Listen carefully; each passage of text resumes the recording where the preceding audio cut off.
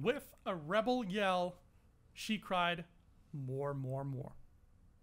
This is I Rebel, and I am Andrew Fantasia, and this guy is... Me.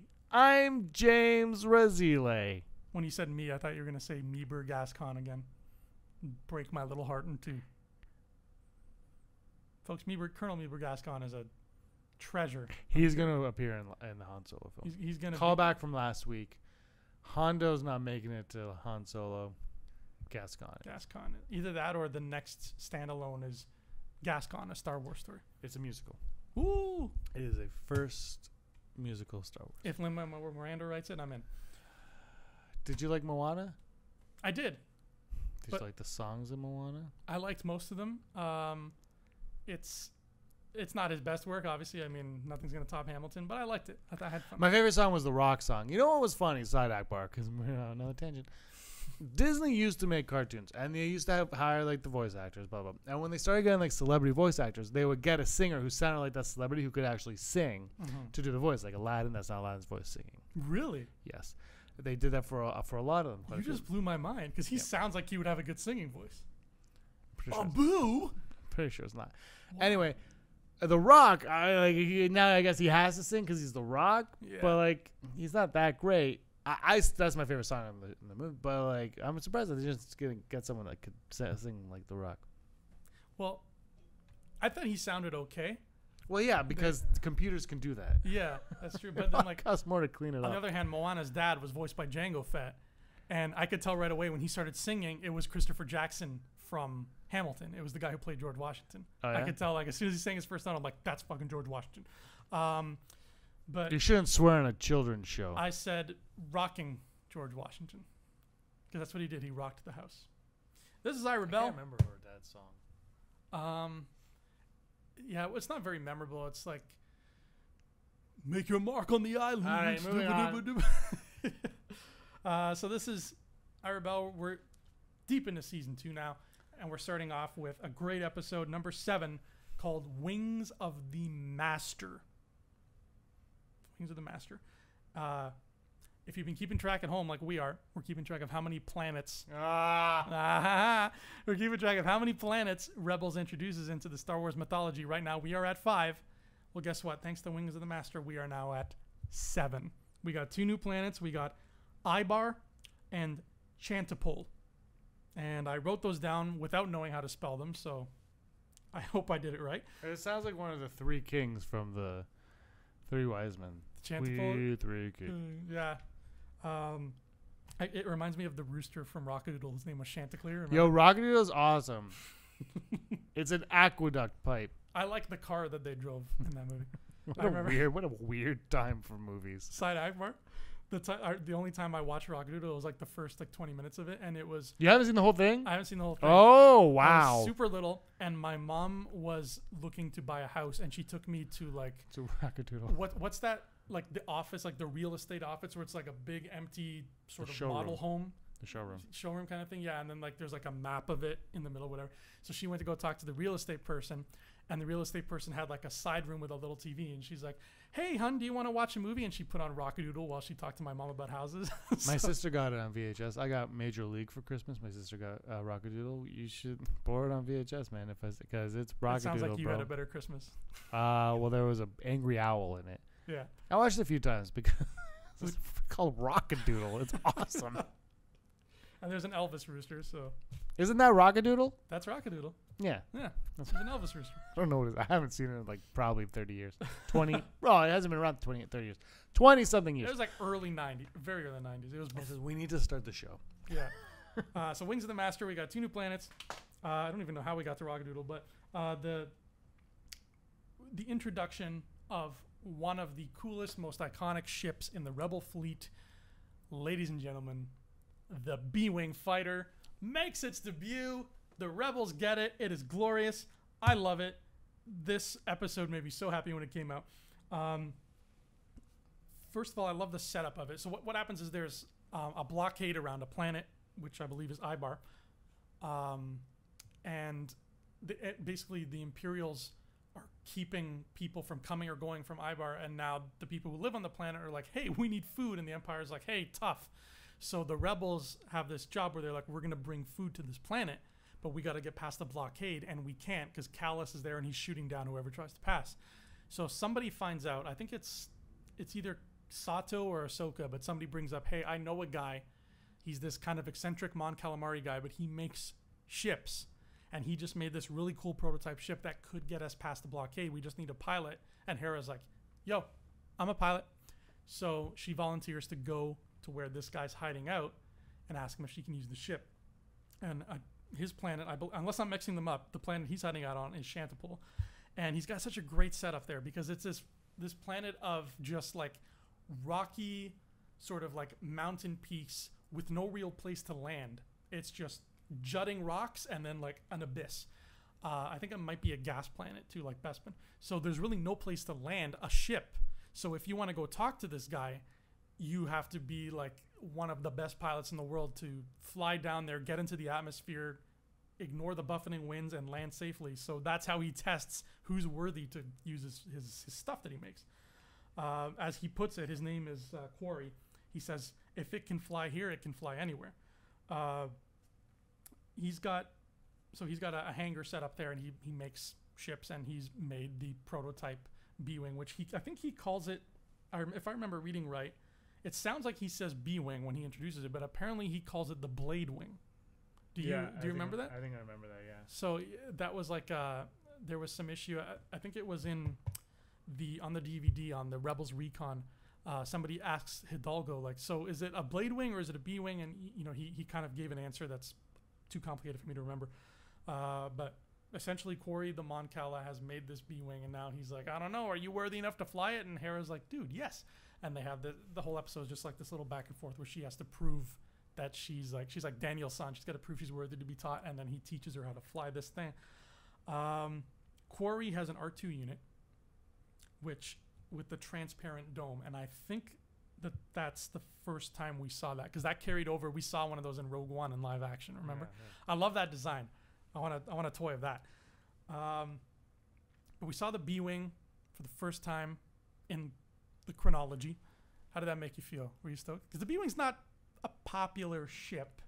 It doesn't get love like the X-Wing, but I just love the way that they introduce these things to the show, and then you're like, oh, like they introduce things going forward that you see in Rogue One and stuff like that. And it's like it's cool to see that they care, and they're like, you know what, these things had to come from somewhere. Where did they come from? Here's where this design came from. Here's how that one came from. Here's how, and so it's like it's cool because it's almost like the prequels in a way where, don't hate me, but the prequels were an origin story for so much more than Vader. There was so much in those prequels that carried over to the original trilogy and now to the sequel trilogy. Like it all kind of led to something, and I like that they're like, well, we know what happened before and what's happening after, so let's just contribute to this. And let's say, hey, this isn't going to be a big storyline. You don't need to know where this came from, but we're going to tell you because it's fun. Yeah, and they make it serve the story as best it can, and now we can watch Return of the Jedi and see those B-Wings and be like, hey, now I have a better appreciation for those. And it's so, I mean, when they're sitting down at the writer's room and they're like, okay, guys, we have 20 episodes to fill out. What are we going to do? It would be so easy for them to just say, we'll do this action set piece, whatever. But, somebody there has got the old book in their hand of, like, Essential Guide to Vehicles and is like, hey, remember the B-Wing? Let's talk about that. I mean, let's show how the Rebels got that.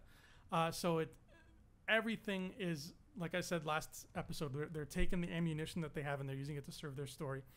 And what I loved is the B-Wing in this episode is bright red. Yeah. It is so sexy, man. And it made me want more colorful Star Wars ships. Because for the most part, I think it might have been George Lucas who brought this up, and it's a very good point. In the original trilogy, the ships that we see are gray for the most. They're very gray. And in the prequels, the ships we see are a bit more colorful. We got like the Naboo with the yellow, the car that Anakin pilots and Coruscant is yellow. And George Lucas, made a point of saying, well, like, look at our real world. If you have a civilian vehicle, it can be any color you want. But once you get into the military vehicles, they're usually very uniform and very drab for whatever camouflage purposes or just for, the sake of working efficiently. So it makes sense that everything in the originals, which is all military, would be gray. And the Naboo fighters are ceremonial anyway, so they can be yellow and chrome. That's fine. But when I saw this red B-wing, it made me really want to see more colorful Star Wars ships.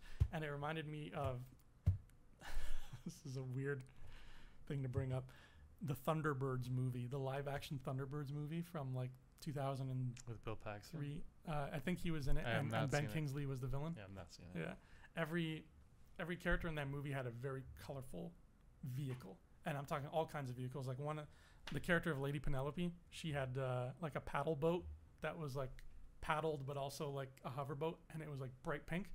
And I was just like, that's cool, you know, like they're going wild with the colors. And obviously Star Wars isn't like that, but every once in a while to get a ship like that is fun. So I like getting the B-wing in this bright red, and I hope we see more of that. So far in the new trilogy, we've just gotten First Order ships and like some Resistance fighters. And for the most part, the First Order stuff is very gray, very monochrome. But thankfully, Poe's X-Wing has a great little paint job. You got the black and orange, which I love. So they are kind of still peppering us with little things like that. So I hope we see more. You heard me, Story Group. Show us more. Yeah.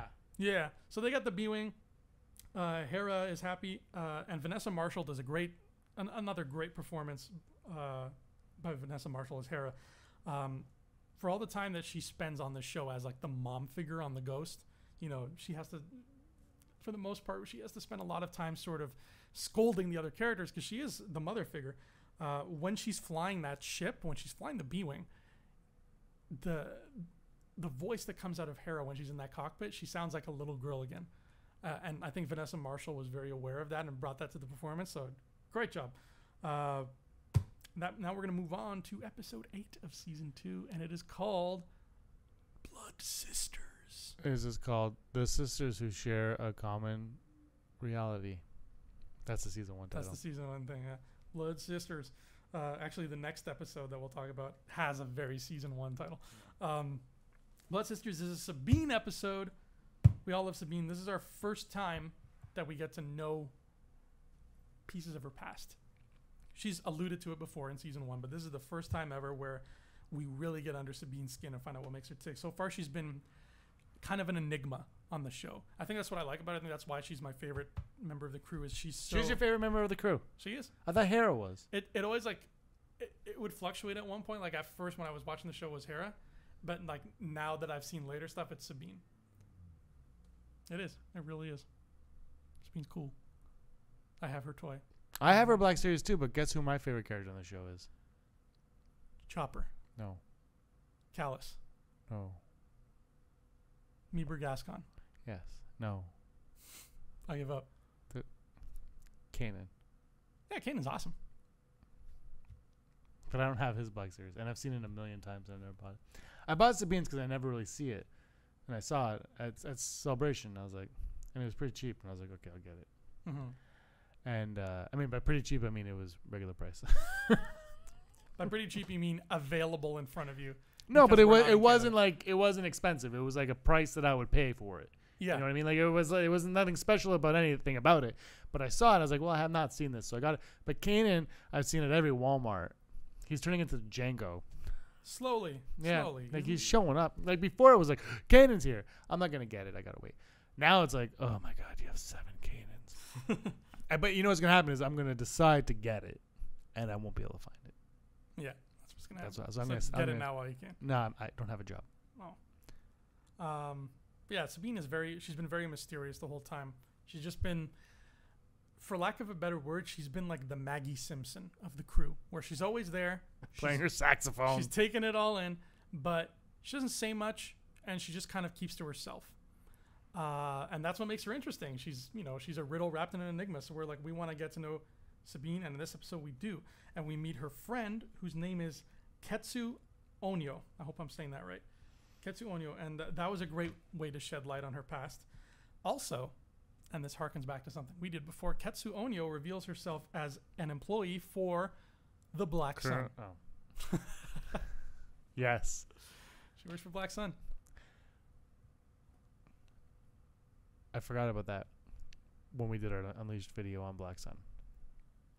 Is there a point to Black Sun in this?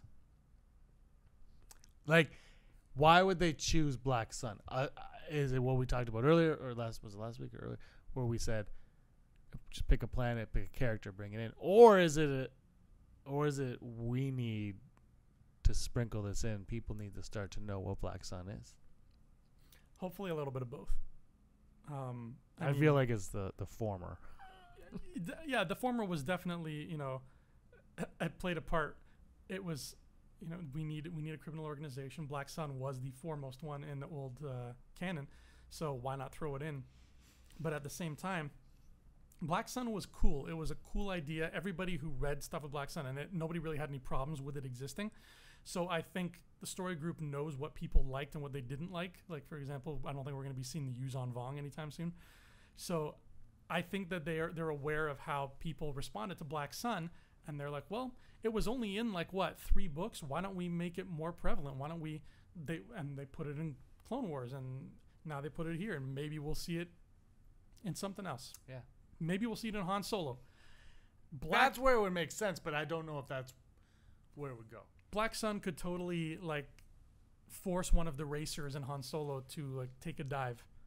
Maybe it's one of those situations. Do you know what Han Solo is about? It sounds like you have an awful lot of information. Inside knowledge. I can neither confirm nor deny that I do. Are you Ron Howard? Maybe. Strange, because I'm Clint Howard. Oh, I'm putting you in my movie. Yay. So yeah, we got the Black Sun reference, and there's something about this episode that I want to bring up that I've literally been waiting to bring up this scene since we started I Rebel. You're like, James, I want to do a show called I Rebel. It's about rebels.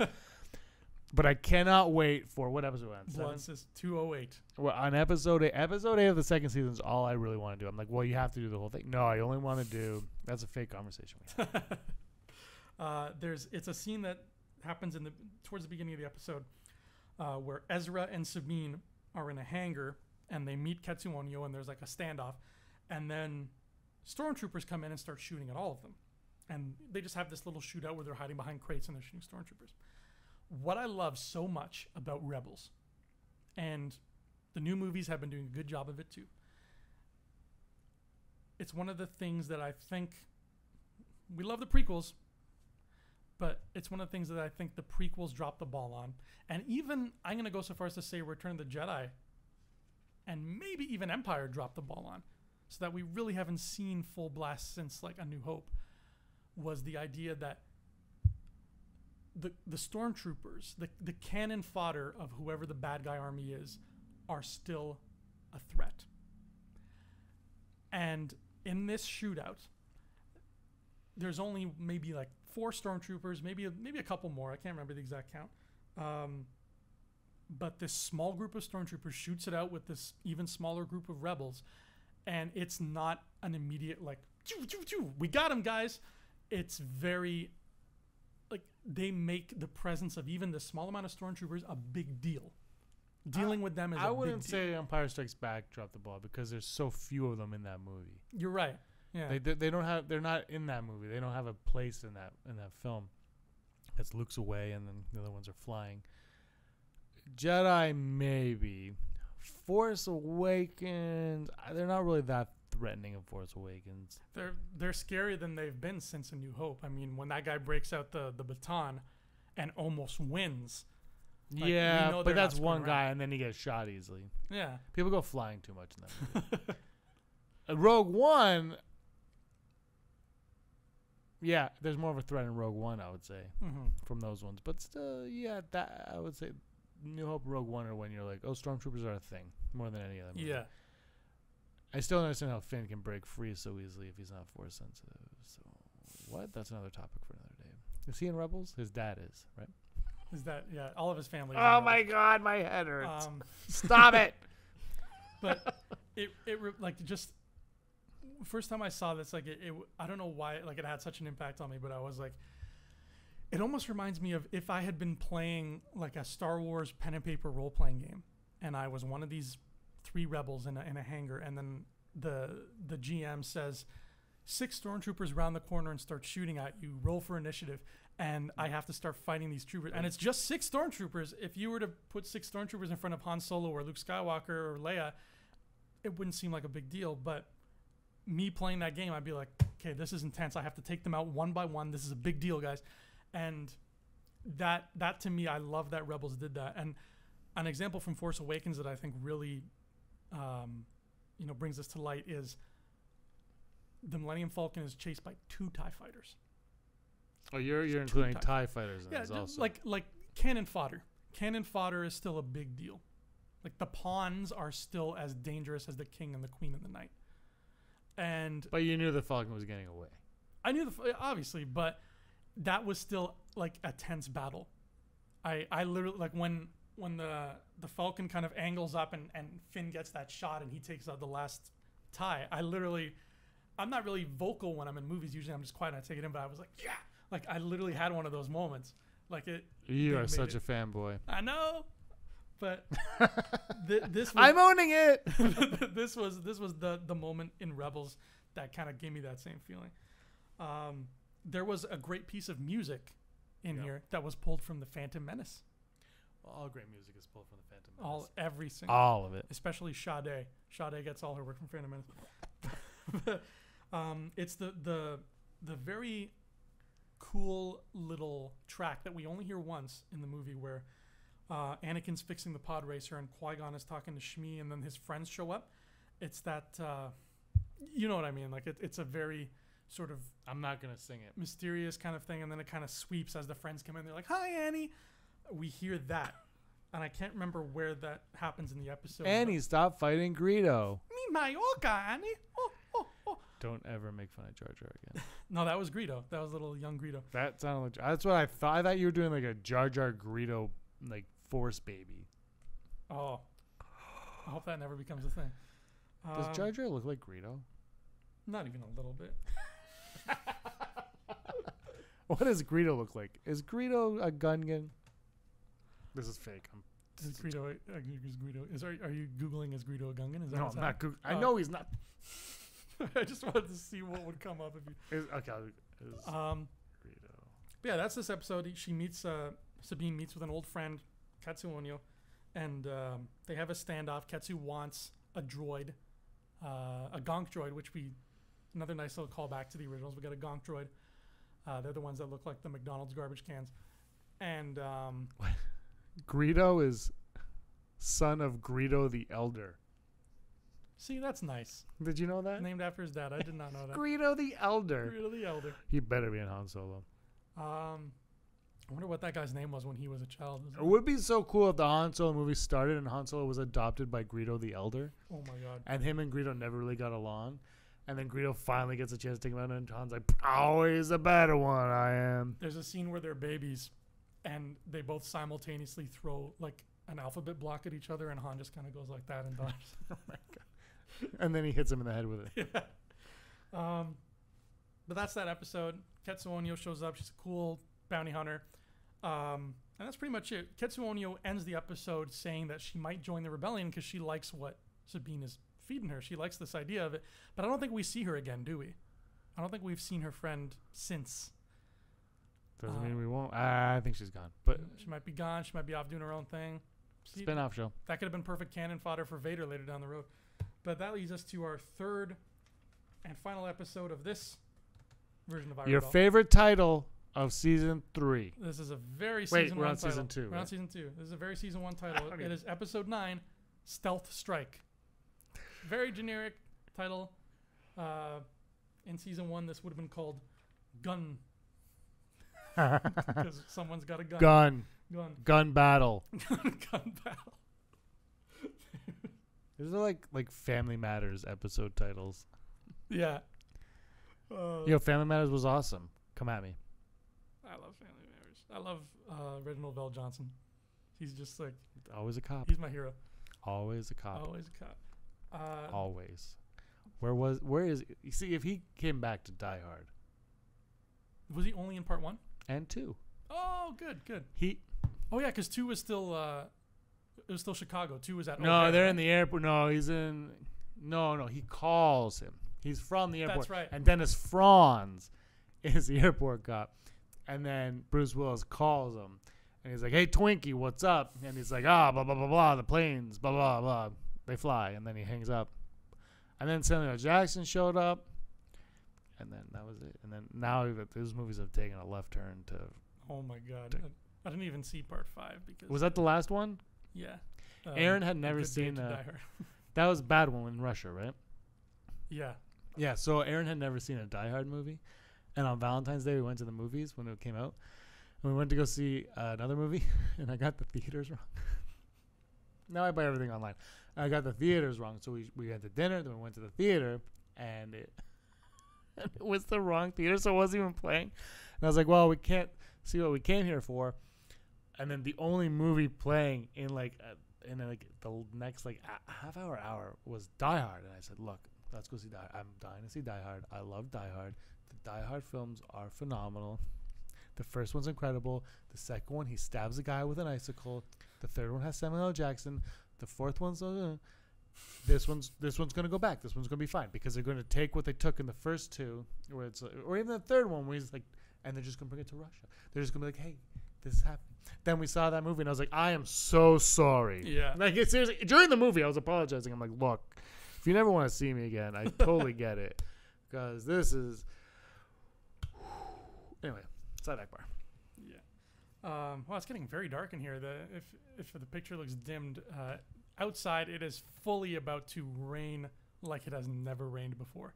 It is like scary dark. It is the summer, right? So Stealth Strike introduces. It's a very not a lot to say about this episode, to be honest. It's a very simple episode, but how Wings of the Master, it brought the B-Wing into focus. And it's like, hey, remember this cool ship? Stealth Strike does that again with an Imperial ship that I remember loving, reading about in the old Doug Chang Guide to Vehicles, the Interdictor Cruiser. With basically, what a name! I know, right? Say that 3 times fast. It's a Star Destroyer, and it's got these big bubbles on it, and you're like, what are those bubbles? And the bubbles are gravity wells that basically serve as like a tractor beam, but small enough to work on a ship. Small enough for a Death Star, made for a ship, and it keeps ships from running away into hyperspace and actually pulls them out of hyperspace, and that's exactly what happens. There's a group of the rebels who are traveling through, they're going through light speed, going somewhere, and they happen to pass near where this interdictor is, and being that close to it pulls them out of light speed, and the interdictor's like, I've got you. And then the rest of the episode becomes a lot like a lot of season 1 episodes where it's rebels running through the halls of an Imperial ship trying to escape. Which is cool. That's also what's fun about this show. Yeah, it's I don't want to see it all the time, but it's fun. Yeah, it's got its trademarks and it does it well. Rex is one of the 3. I think it's Rex, Ezra, and Kanan who get sucked into the ship. And when the episode started, I kind of laughed because I was like, "Oh, damn! I forgot that Rex is part of the team now." He's part of the rebels. But where are the other 2? The other 2 they're constantly going out for pizza. I want to be with them. Because remember, they lived on a Mad Max 2: The Road Warrior-esque planet for a very, very long time, and they just ate giant worms. So now that they're back in civilization, like they're on Hosnian Prime. It does not end well for them. like Tony Stark said, as soon as he gets back from Afghanistan, he's like, I want 2 things. I want an American cheeseburger, and I want to hold a press conference. I'm sure the clones have the exact same mindset. They're on Hosnian Prime. How poetic would it be if they are on Alderaan? Oh, sadly poetic. Right? That'd be depressingly so cool. Keats poetic. But then that would make... I know Filoni keeps... Someone, it might not be Filoni. Someone keeps flip-flopping on whether or not that Rebel in Return of the Jedi is Rex or not. They keep flip-flopping. I thought they made it solid. Thanks for watching the podcast 4 weeks ago. Yeah, they keep flip-flopping on it. They did. They came out and they're like, this is him. That's why he's going to look like him in season 4. I don't remember you guys bringing that up. Well, you don't watch it. We know. But then they came back like a week later and they're like, no, that's not actually not him. So they keep flip-flopping. But how poetic would it be if those other clones that were not on the show anymore, so it probably wouldn't happen, but they go to Alderaan and they're hanging out on Alderaan and it gets blown up and Rex is just like, oh my God, what's going on? I gotta go to Endor. Now, not right away. Later on, he'd go to Endor, but Yeah, and that that's a good way to set that little thing up. Yeah. Are we? this is something that I don't know if they've talked about yet, but are we to believe that because of the way that they are genetically altered, are the clones going to die sooner from old age? Yes. Yeah. They can't go much longer. So I think it'd be cool if they showed up on Alderaan and they just get blown up. They're close to death anyway at that point. So Rex in Jedi then is, I'm going to do some quick math, bear with me, 10, 29.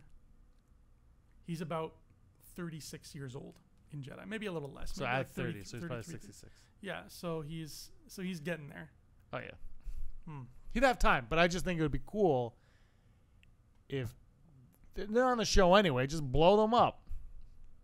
Yeah, that's so harsh, but you know what I mean. Like I don't want to see it happen, but yeah, you're right. But they're not on it anyway. It's not like anything's gonna change. But if you do it, then that creates something else for Rex to live for and to be like, you know what? I am the last of my kind now. Yeah.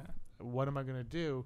And then the show will be over at this point, obviously, because the storylines will end. But then he could be like, they're like, we need to go to Endor and fight this. But then he goes, okay, this could be it. But I'm gonna go because my brothers just died because of the first one of these things that was built. Now I'm gonna go and defend this and try to take down the second one. And there you go. And there you go, Marvel. There's your new comic. You were always trying to pump out new comics for some reason. There you go. Rex the Last Clone. Do it. And it even makes sense from a logical standpoint because, you know, they joined the Rebels. Maybe Wolf and Gregor made friends with Bail Organa. And Bail was like, hey, come to my planet. I'll set you up with something. And I want you to talk to my daughter and tell her firsthand what life was like before the Empire. Yeah, you can get them on Alderaan easily. Yeah. So that's good. I hope they listen to you. Oh, no one ever does. I wrote down here one of my notes. I said, this is the 47th episode in which the crew tries to escape an Imperial ship. I thought you were going to write down. I wrote down my notes. No one listens to James. Don't listen to him. Kallus is in this episode, and he's just sort of in it for a little bit. But sorry, can I cut you off here? This was a part of the series where I think they hit the point with Kallus where they're like, what is he? Who is Kallus? And this was the point. And that's why I don't think he's such a big role right now in a lot of ways, because they were like, who is he? What is his arc? Yeah, you're right. And they were playful with him in this episode, the way they handled him, because the admiral of the interdictor cruiser, whose name I don't think we learn, he's got big sideburns though. Like he looks straight out of the 70s, which I love that they did that. He, you know, he's all cocky. He's like, I captured these 3 rebels. One of them is this kid, and he talks to Kallus via hologram, and he says this. He's like, look who I got. I got Kanan, I got Rex, and I got Ezra Bridger. And Kallus kind of laughs. He goes, oh boy, Ezra Bridger. He says, okay, I'm coming down to, you know, deal with this. He goes, in the meantime, put Ezra Bridger on like triple the security on his cell. And the admiral's like, what are you talking about, Trevor? He's a kid. It's fine. It's fine. I got sideburns. It's fine. We're okay. And Kallus is like, okay, suit yourself. And then their whole daring escape happens, and the episode ends, and the rebels get away. And as they're getting away, Kallus finally gets there, and he sees that like the interdictor is being blown up, and that admiral had barely escaped with his life. And I wrote down here that I loved that Kallus wasn't even pissed about the situation that they got away. He was just smug, knowing that he was right and the admiral was wrong. And he contacts the admiral, and he's like, so, had a bit of trouble with the boy, huh? The admiral doesn't say anything, but the subtext, I think, speaks for itself. So you're right. It's a cool way to use Kallus without using Kallus. Yeah. He's in there. We get a sense of his lighter side, which is going to be important come season 3. So, as you know, bare as this episode was, as sort of small as it was in the grand scheme of things, it is one of our first glimpses into Kallus's more playful, lighter side. And I think that that's important because he is, up to this point, he has been a very rough Imperial individual. Totally. So Stealth Strike had that going for it. And then the ending of Stealth Strike is a great foreshadowing for Rogue One because they do sort of the same trick that Admiral Raddus does where they force the 2 Imperial ships to crash into one another by tricking them. Foreshadowing. Blowing up the gravity wells. Foreshadowing to its finest, and that was Stealth Strike, and that was I Rebel. That was a great... We should change the name of this show to 2 Guys Talking About Star Wars Rebels. Wait, that's not what it's called already? I've just been shortening Season 1 was called that. Season 1. That was the Season 1 title. Sorry, if everybody's looking at me, my rabbit won't stop hitting me, and now he just fell asleep. Oh. There we go. Seriously, Jason. Yeah, he's just lying there. He was like bunting me the entire episode, and now he's sleeping by the garbage. Your rabbit's a little bit crazy. But that's iRebel. He looks like a pork. That's iRabbit. He looks like a pork. We will be back again very soon, I think. I mean, we got a lot of episodes to get through, and season 4 is starting in about a month's time.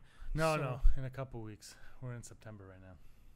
Oh, you're right. So we gotta hustle the bustle, and we're gonna get through 2. We're gonna get through 3, and we're gonna get to season 4, and hopefully do some of these live right after we've seen the show. Hopefully, yeah. Look for these Saturdays and Sundays going forward. Yeah. So until next time, may the Force be with you. Are you kidding me? I'm blind. Hey scumbags, thanks for watching. Don't forget to give us a thumbs up on our video. As always, please subscribe to our YouTube channel, Rebel Scum Podcast, for all the latest videos.